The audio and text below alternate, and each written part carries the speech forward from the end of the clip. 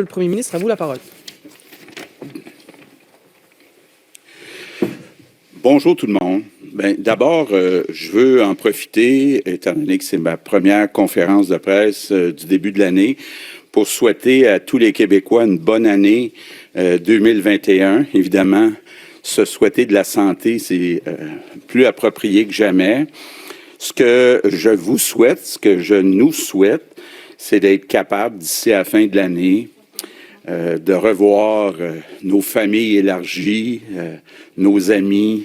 Donc, moi, le premier, je m'ennuie des vendredis soirs, un bon souper avec des amis ou avec les beaux-frères, les belles-sœurs. Donc, on se souhaite tous d'être capables, d'ici le mois de décembre, de recommencer à pouvoir les voir et puis avoir une vie, entre guillemets, un petit peu plus normale, même si ce qui est arrivé avec la pandémie va changer pour de bon beaucoup de choses dans nos vies, mais on aura l'occasion d'en reparler. Évidemment, la dernière année n'a pas été facile. On a mené ce qu'on pourrait appeler la bataille de notre vie et malheureusement, cette bataille-là n'est pas finie. Et on va se dire la vérité, au cours des dernières semaines, la situation de la pandémie s'est empirée. Donc, on a vu le nombre de cas augmenter, le nombre d'hospitalisations augmenter, le nombre de décès augmenter. On a vu nos hôpitaux être engorgés. Donc, la situation est vraiment critique, grave. Et comme premier ministre, une de mes premières responsabilités, c'est d'assurer la sécurité des citoyens, des Québécois. Et donc, oui, je dois prendre avec mon équipe des décisions qui sont difficiles. Et c'est évidemment pour protéger les personnes qui sont plus vulnérables, pour protéger notre réseau de la santé, mais il n'y a pas de solution parfaite, là. Donc, on a beau se creuser la tête, puis regarder des dizaines de scénarios. À un moment donné, dans chaque scénario, il y a des inconvénients, entre autres sur la santé mentale. Donc, on a essayé de trouver un équilibre. La première chose qu'on s'est demandé, puis je suis certain que c'est peut-être la question que beaucoup de Québécois se posent aujourd'hui, c'est pourquoi? Pourquoi, avec tous les efforts qu'on a faits, entre autres dans les 2 dernières semaines, pourquoi, avec les écoles fermées, la plupart des entreprises fermées, comment ça se fait qu'il y a autant de nouveaux cas à chaque jour? Puis la réponse est un peu dure. C'est que ça s'est passé beaucoup dans les maisons. Donc, il y a beaucoup de gens, entre autres, des personnes plus âgées, des personnes plus vulnérables, qui ont été contaminées dans leur maison, puis se sont retrouvés à l'hôpital. Donc, face à ce constat, on est obligé aujourd'hui d'annoncer une espèce de traitement choc pour réduire, entre autres, le nombre de visites dans les maisons. Donc, c'est pour ça que je vous annonce qu'à compter de samedi qui vient, pour 4 semaines, on va avoir un couvre-feu au Québec de 8 heures le soir à 5 heures le matin. Ça veut dire qu'à part pour aller travailler, les personnes ne pourront pas être à l'extérieur de leur domicile entre 8 heures le soir et 5 heures le matin, donc du 9 janvier jusqu'au 8 février. Malheureusement aussi, on doit poursuivre le confinement dans certains secteurs. Les bureaux, le télétravail va continuer d'être obligatoire. Les commerces non essentiels vont continuer d'être fermés, tout ça jusqu'au 8 février. Seul changement qu'on apporte dans les commerces, c'est que la cueillette va être permise. Donc, quelqu'un qui va aller chercher un habit de neige à la porte là, d'un commerce va pouvoir le faire. Ça va permettre à certaines personnes d'être dépannées, puis à certains commerces de vendre un peu, mais évidemment, on comprend bien là, que c'est quand même très limité. Pour ce qui est des épiceries, des dépanneurs, compte tenu du couvre-feu qui est à 8 heures, ben on demande à toutes les épiceries, à tous les dépanneurs de fermer à 7h30, donc 19h30, donc donner le temps ensuite aux gens de se rendre chez eux. Et on fait une exception, c'est pour les dépanneurs où il y a une station-service. Et il y a aussi les pharmacies qui vont pouvoir être ouvertes après 8 heures.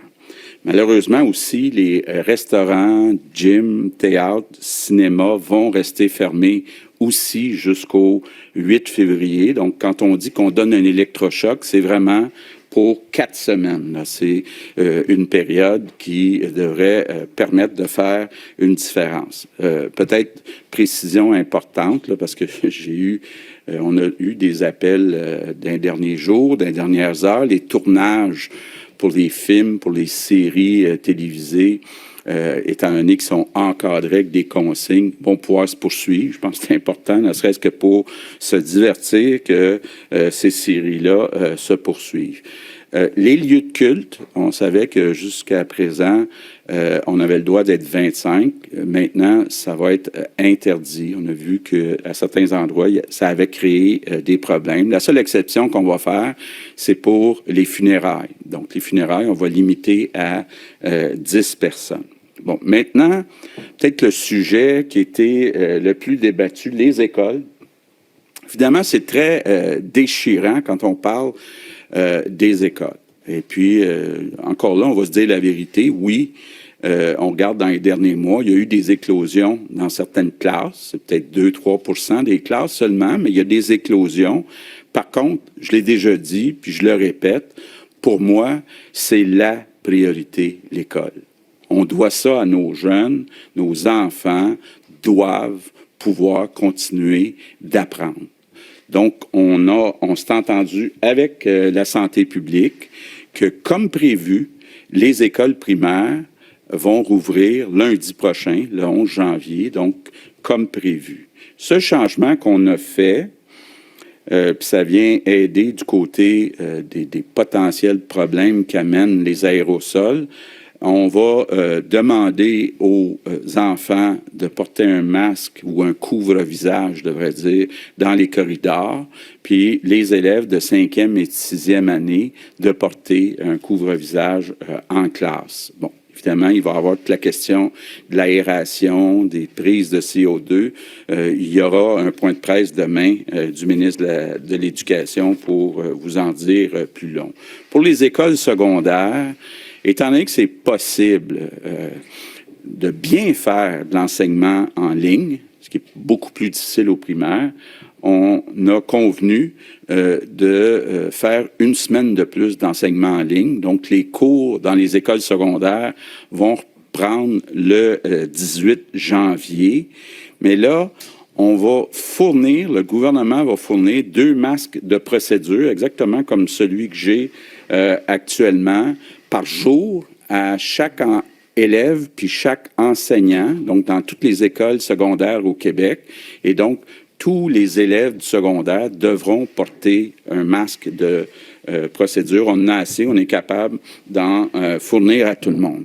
Encore là, je le répète, Jean-François Roberge va faire un point de presse vendredi. Je ne sais pas si je dit jeudi, mais c'est vendredi. Donc, après-demain. Et puis, on a beaucoup travaillé dans les derniers jours, dans les dernières semaines, sur 3 sujets. D'abord, le tutorat pour les enfants qui ont des difficultés. Puis, évidemment, ces enfants-là, en ayant manqué du temps de présence en classe, ont peut-être encore plus besoin d'aide qu'à l'habitude. Il y a un deuxième sujet qui touche à toute la réorganisation scolaire, entre autres la pondération des examens, le contenu pédagogique. Donc, ça, c'est la deuxième section. Puis la troisième section, ce sont des mesures d'aide que Jean-François va annoncer pour les enfants qui ont des problèmes de santé mentale. On le sait, le fait que les enfants ont été plus isolés, puis bon, vivent une vie qui est assez spéciale depuis 10 mois. Il y aura donc des mesures qui vont être ajoutées. L'autre mesure aussi qui touche indirectement à nos élèves, toute la question des bibliothèques municipales. Bon, d'abord, c'est important, c'est pas tout le monde qui le savait, là. Déjà, c'est permis d'aller à la bibliothèque municipale emprunter des livres. Par contre, c'était pas possible d'aller étudier à la bibliothèque. Là, on va permettre, tout en respectant les distanciations, d'aller étudier dans les bibliothèques municipales. L'objectif, entre autres, qui est visé, c'est de permettre aux enfants qui n'ont pas à la maison Internet haute vitesse d'y avoir accès dans les bibliothèques municipales. D'avoir aussi, dans certains cas, une place tranquille pour étudier, pour lire. Concernant les activités extérieures, ça aussi, on a beaucoup discuté. C'est un équilibre qui est fragile entre la santé physique et la santé mentale. Donc, on a choisi de laisser possible, donc c'est permis, toutes les activités individuelles. Donc, on veut pas, par exemple, des leçons de ski, ça sera pas possible, mais faire du ski alpin, prendre une marche, faire du ski de fond, aller patiner, là, sans que ça soit des équipes organisées, ça va être possible d'être fait. Donc, mais ça va être on doit rester à l'intérieur de la bulle de notre maison. Peut-être un mot sur la santé mentale. Très conscient, là, je viens d'en parler, que les mesures ont un impact négatif sur la santé mentale. D'ailleurs, c'est pour ça, entre autres, qu'on veut garder des activités à l'extérieur. Mais je veux juste vous dire, le ministre Lionel Carman a travaillé très fort depuis le début de la pandémie. On a ajouté plus de 300 employés et les listes d'attente diminuent. Donc, n'hésitez pas à demander des services. Là, tout le monde, je parle pas juste des jeunes qui ont des difficultés de santé mentale. Donc, maintenant, je veux vous parler des personnes de 65 ans et plus. Bon, moi, j'ai 63 ans, donc bientôt, je vais me sentir visé. Puis, je veux pas stigmatiser les personnes de 65 ans et plus, mais vous allez le voir tantôt, Christian a un tableau, entre autres, là, qui est très parlant. Vous avez sûrement déjà entendu parler de la règle du 20-80. Elle s'applique dans notre cas ici. Les personnes de 65 ans et plus représentent 20 de la population au Québec, mais représentent 80 des personnes qui sont hospitalisées à cause de la COVID. Donc, c'est factuel. Si on veut faire des efforts pour réduire les hospitalisations, pour réduire les décès, il faut beaucoup mieux protéger les personnes de 65 ans et plus. Donc, ce que ça veut dire concrètement, là, puis je lance un appel d'abord aux personnes de 65 ans et plus, c'est pas de brimer vos libertés, mais c'est important le plus possible de rester à la maison, de ne pas prendre de chance. Puis je m'adresse aussi à tous ceux qui n'ont pas 65 ans, s'il vous plaît, faites attention. C'est pas le temps de prendre des risques et d'aller peut-être contaminer votre mère, votre grand-père. C'est facile, on l'a vu, là, on a 2500 et plus nouveaux cas par jour, donc le virus se transmet très facilement. C'est beaucoup transmis dans les maisons. Donc, soyez hyper prudents. On doit faire un effort spécial pour les 4 prochaines semaines auprès des personnes là, qui ont 65 ans et plus.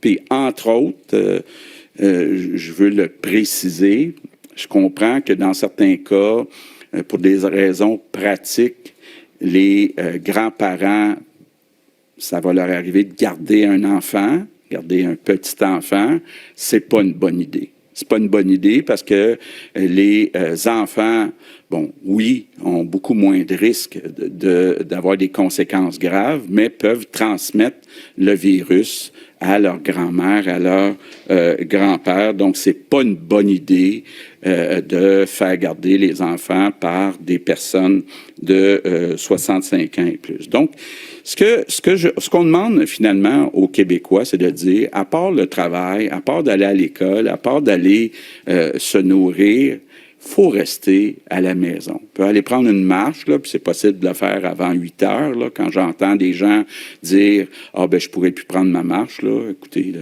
si vous voulez travailler un petit peu plus tard, vous travaillerez après 8 heures, mais à la maison, mais je pense que